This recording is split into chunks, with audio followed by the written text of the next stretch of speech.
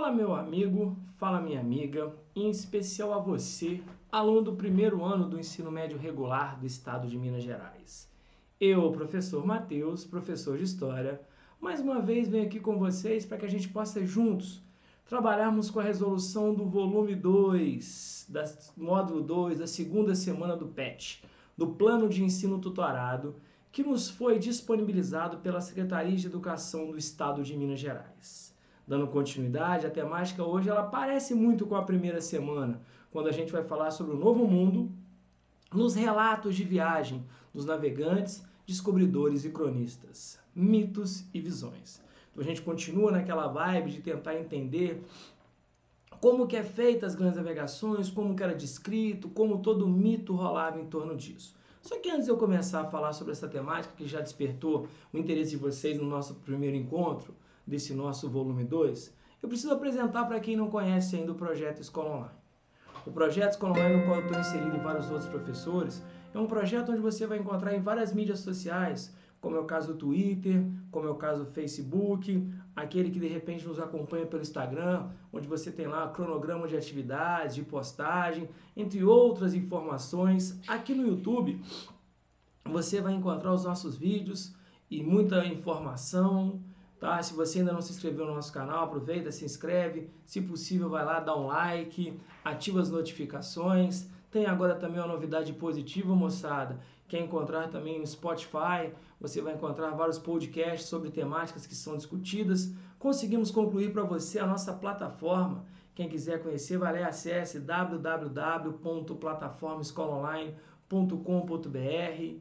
Tem aí, se você conhece alguém que tem com interesse. Então a gente está lançando um projeto, o Projeto Enem, Eu Não Erro Mais, totalmente gratuito, ao vivo, com aulas que serão lançadas aí para quem quiser fazer o Exame Nacional do Ensino Médio. Temos também o nosso projeto Redação, então é muita coisa boa que só é possível por sua causa. Mas antes de eu começar a falar sobre a temática que despertou a atenção de muitos de vocês, vamos fazer o que você está se acostumando a ver?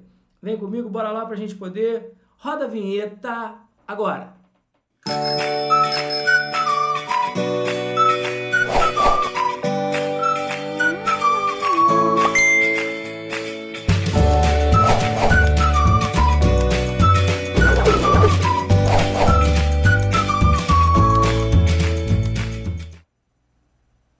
Bacana, né? Então vamos começar a trabalhar. Bora lá? Então, gente, vamos lá, gente. Segunda semana para você do primeiro ano. Galera, um encontro de dois mundos, construção de narrativas. Em 22 de abril de 1500, a esquadra de Pedro Álvares Cabral aportou nas terras que hoje chamamos de Brasil. Chegaram em Porto Seguro, beleza? Nessa esquadra estava o cronista Pero Vaz de Caminha, que registrou as primeiras impressões portuguesas da terra e populações que estabeleceram contato. A carta foi enviada em 1º de maio, então dizem que você não trabalha 1º de maio, aí ó, 1º de maio, para o então rei português Manuel I.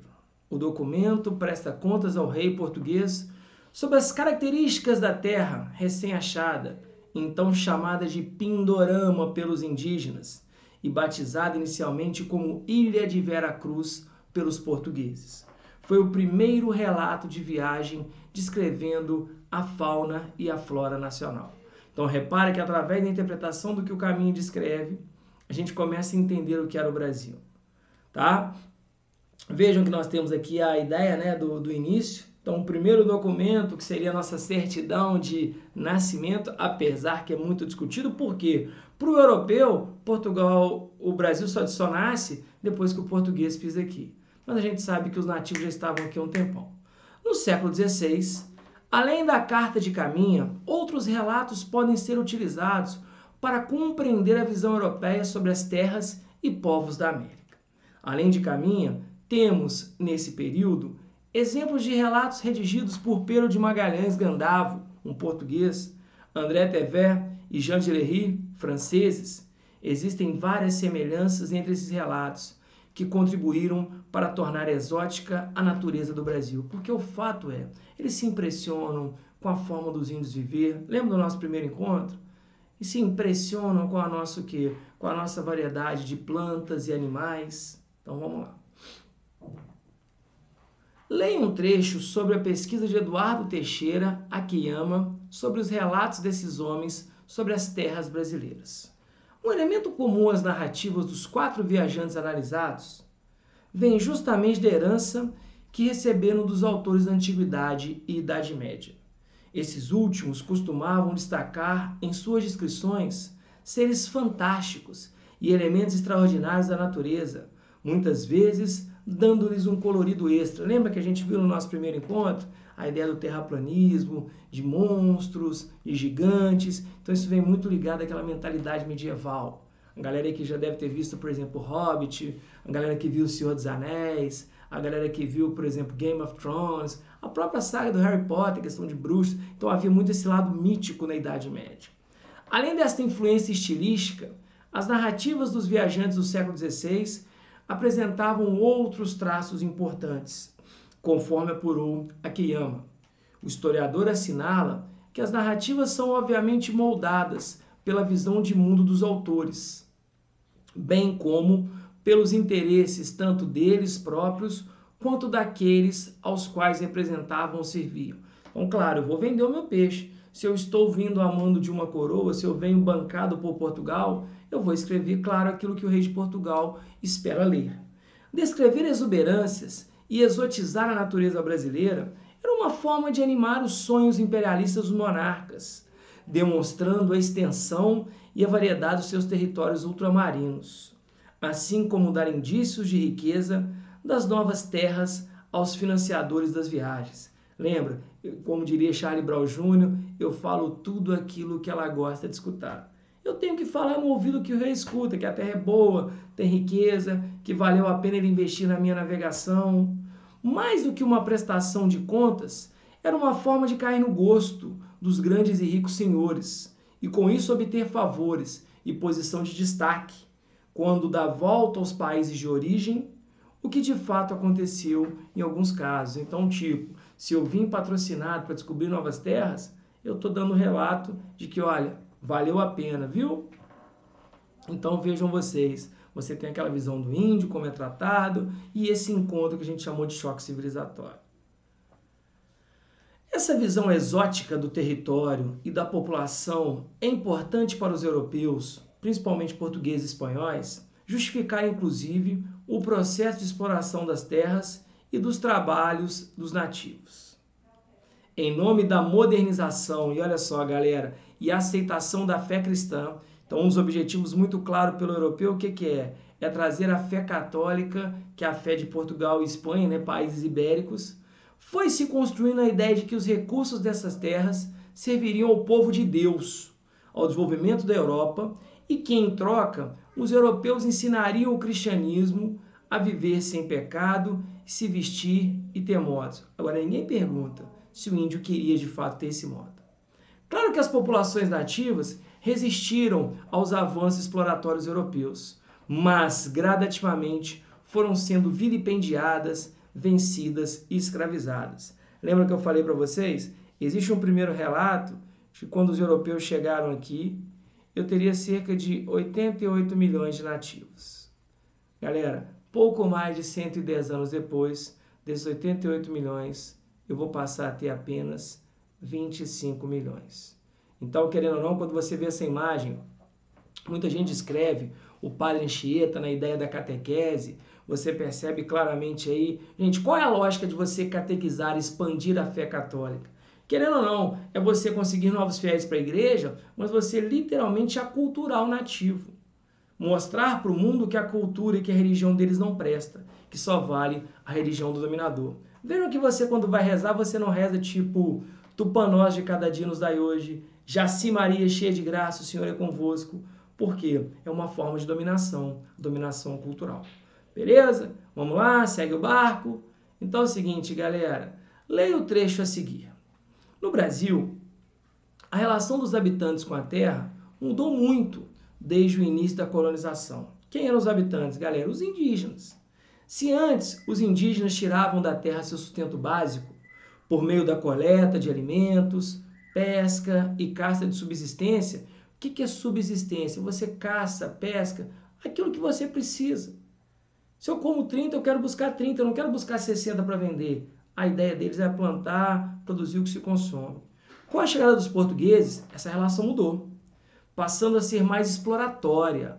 A atividade agrícola em larga escala para exportação foi a implantação de grandes propriedades agrícolas destinadas à monocultura, ou seja, o cultivo de um só produto, foi gradativamente se espalhando e pouco a pouco as paisagens e a relação com a terra foram transformando-se. Lembra, a gente poderia botar aqui, como eles esqueceram, uma aspasinhas, mas aquela história, você vai começar a transformar a terra em pasto, em plantação. Então a ideia da natureza exuberante, ela começa a mudar para atender a ganância do português. Então vamos lá, galera? Então é o seguinte, o que está perguntando? Qual a alteração no estilo de vida dos indígenas ocorreu com o início da ocupação portuguesa? Qual que é a alteração, gente? Altera a forma de trabalho. Por quê? Porque antigamente, se você trabalhava para o seu próprio consumo, você agora trabalha para quem? Para um terceiro. Então a sua produção já não é mais sua, você produz para alguém, você produz muito mais do que você produzia e você agora ganha pouco. Você altera também o que, galera? A sua relação com a própria natureza. Como a gente vê aí, quer dizer, galera, a questão é o seguinte, de destruir, de você desmatar. Então eu coloquei como sugestão de resposta o seguinte: a principal alteração ocorre na forma com que os indígenas produziam. Por quê? Porque, na verdade, é o seguinte, eles abandonam o modo de produção voltado para a subsistência, como a gente falou, que é voltado para o seu próprio consumo, para produzir para o europeu. Então você agora não produz para você, você produz para o mercado, no qual você às vezes nem ganha por isso. Onde a produção agrícola passa a ser voltada para o mercado externo, alternando, inclusive, a paisagem, ou seja, aquela ideia de natureza preservada não existe. Como que aqui, galera, só para colocar, esqueci de um Nzinho, alternando, inclusive, a paisagem. É só para a galera poder entender que o português não tem essa consciência ecológica, ele quer dinheiro. O europeu, no fundo, ele vê o novo mundo, a América, como fonte de exploração. Show de bola? Dá para lembrar? Então vamos seguir o barco, galera. Questão de número 2. Leia essa conversa entre o índio Tupinambá com o francês Jean de Lery. Os nossos tupinambás muito se admiram dos franceses e outros estrangeiros se darem ao trabalho de ir buscar o seu arabutã, pau-brasil.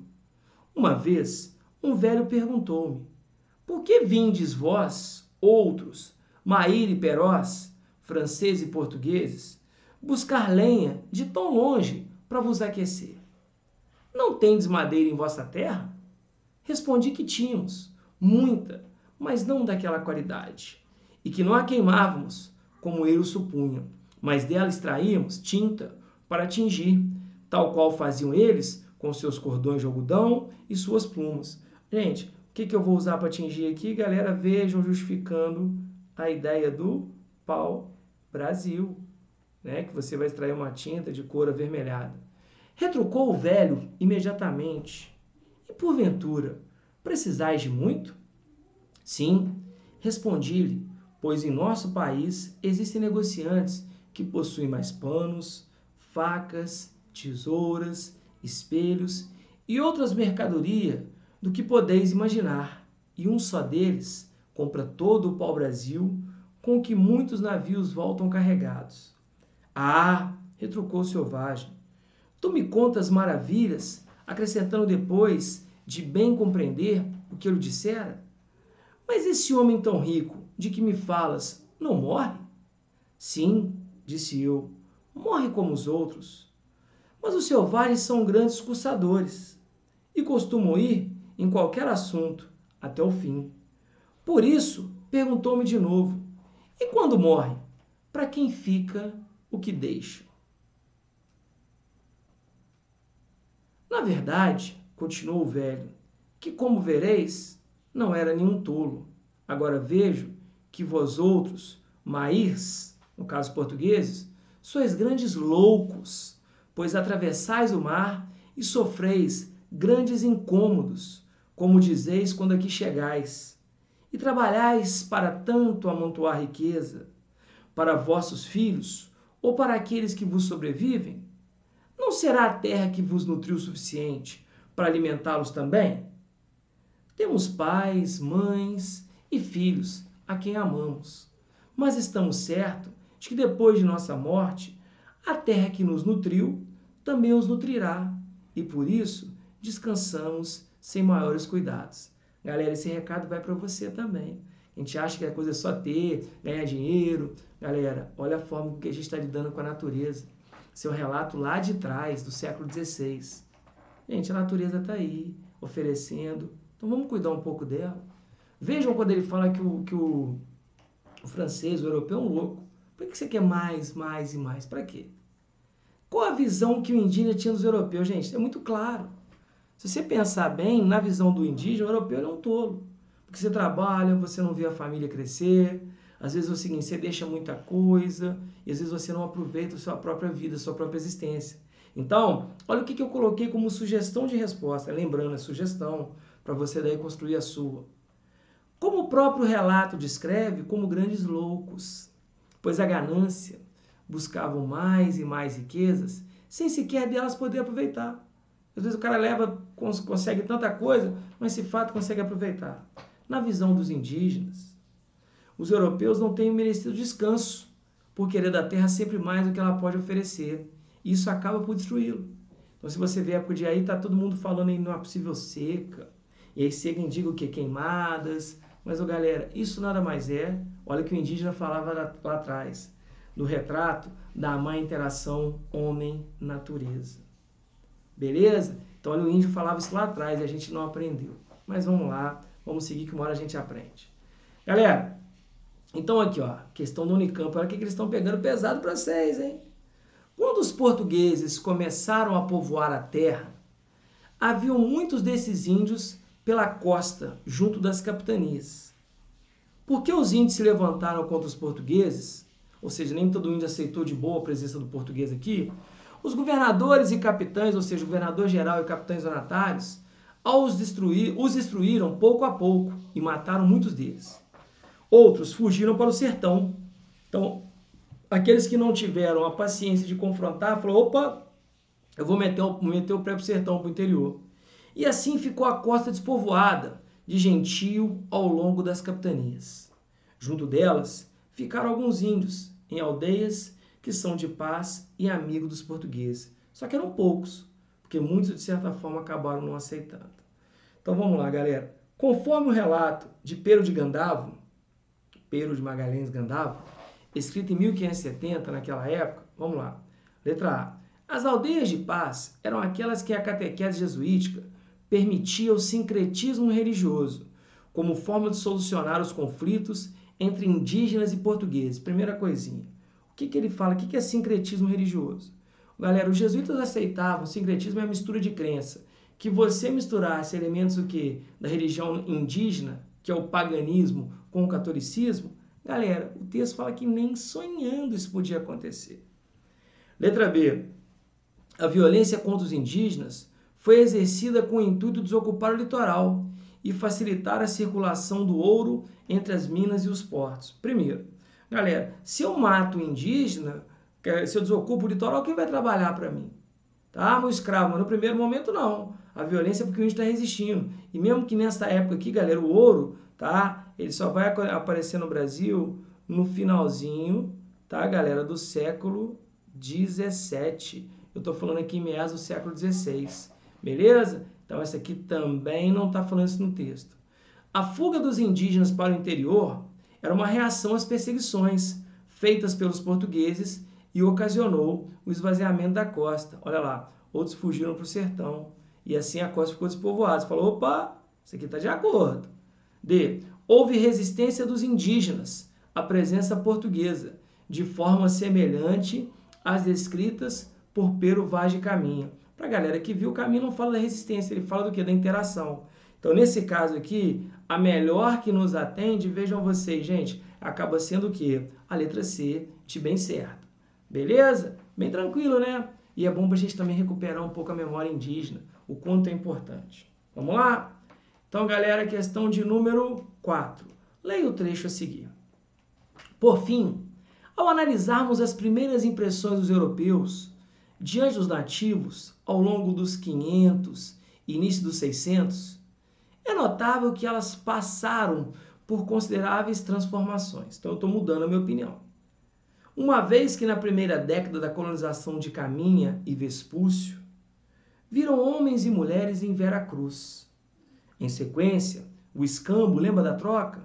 Povoou a terra de brasileiros e os engenhos onde se produz açúcar distinguiram o gentio, no caso o índio nativo indócil, do índio e do negro da terra, que trabalhavam. Já os franceses, que não conseguiram se estabelecer no território, viam selvagem. Então, enquanto um via como que mão de obra, o outro vê como selvagem. Assim, depois de pontuar e problematizar todas essas questões, podemos considerar que, acerca das primeiras impressões sobre a natureza do Brasil, houve uma alternância nos relatos daqueles que estavam a serviço das coroas portuguesa e francesa, pois, em todos os documentos analisados, seus autores, por vezes, exaltavam, ou seja, falavam bem das suas prodigalidades, da mesma maneira em que ressaltaram seus perigos e imperfeições. E esses mesmos documentos indicam que, tanto portugueses quanto franceses, assim como alguns viajantes de outros reinos, como o Pigafetta e o Randstaden, concederam aos habitantes da costa brasileira características nobres, ao mesmo tempo que se referia a eles de modo depreciativo e infame. Repara o quanto varia, mas ela varia muito por causa do interesse de quem narra. Do interesse de quem, por exemplo, galera, de quem escreve. É igual quando você pega um advogado. Ele tem que, de certa forma, defender o seu cliente. Então ele vai ouvir a narrativa e construir a narrativa do que é peculiar para você passar para o juiz. Então aqui não é diferente. É uma questão quase de português essa aqui. E você que tem uma boa leitura, tira essa questão de letra.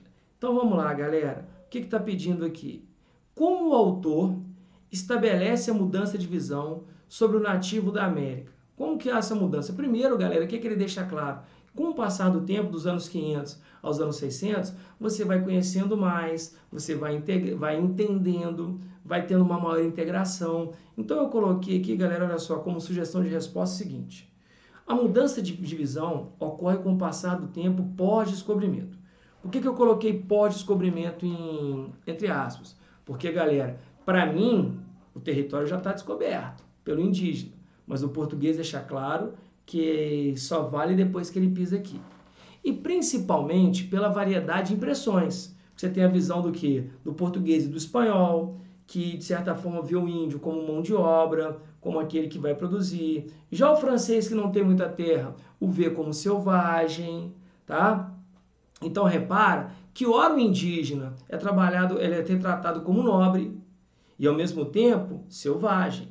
Assim a mudança de visão varia de acordo com a narrativa de quem conta. Não só, por exemplo, do indígena, sobre a questão da terra. Então repara que quanto mais você conhece, mais você vai o quê? Vai justificando a exploração, a dizimação, como acontece. Beleza? Então, gente, lembra do recado dado pelo chefe Tupinambá. Cuidem da natureza, porque é dela que a gente pode tirar o quê? O nosso futuro e o nosso sustento, tá? Então, como eu falei para vocês, se alguém de repente conhece alguém, o convide para fazer parte conosco do nosso projeto Enem. Você que já quiser começar a se preparar, será muito bem-vindo, beleza? O nosso projeto Redação também. Então, mais uma vez, galera, o que eu faço? Deixo para vocês um grande beijo e, claro, não esqueçam do nosso... Tá, galera? Então, até a próxima. Fiquem com Deus. Tchau, tchau.